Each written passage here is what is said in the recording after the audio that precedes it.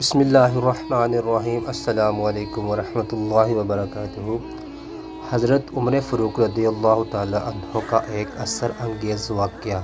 خلیفہ ثانی حضرت عمر فاروق رضی اللہ تعالی عنہ نے 24 لاکھ مربع میل حکومت کی۔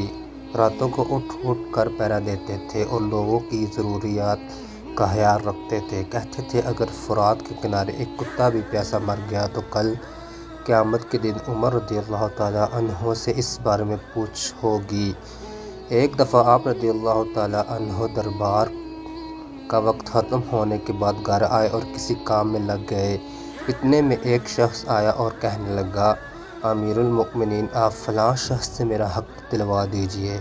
آپ کو بہت غصہ آیا اور اس شخص کو ایک درہ پیٹھ پر مارا اور کہا، جب میں دربار لگاتا ہوں تو اس وقت تم اپنے معاملات لے کر آتے نہیں، اور جب میں گھر کے کام کاج میں مصروف ہوتا ہوں تو تم اپنی ضرورتوں کو لے کر آ جاتے ہو۔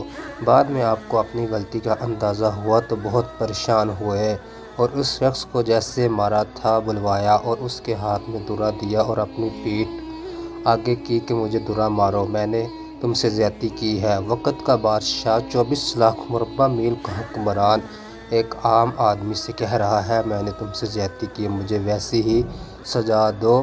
اس شخص نے کہا، میں نے آپ کو معاف کیا۔ آپ رضی اللہ تعالیٰ عنہ نے کہا، نہیں، کل قیامت کو مجھے اس کا جواب دینا پڑے گا۔ تم مجھے ایک درہ مارو تاکہ تمہارا بدلہ پورا ہو جائے۔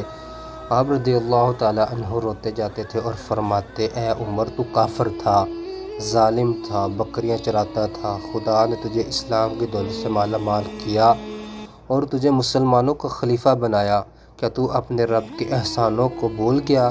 آج ایک آدمی تجھ سے کہتا ہے کہ مجھے میرا حق دلواؤ تو تو اس سے درہ مارتا ہے۔ اے عمر، کیا تو سمجھ بیٹھا ہے کہ مرے گا نہیں؟ کل قیامت کے دن تجھے اللہ کو ایک ایک عمل کا حساب دینا پڑے گا۔ حضرت عمر فاروق رضی اللہ تعالیٰ عنہ اسی بات کو دہراتے رہے اور بڑی دیر روتے رہے۔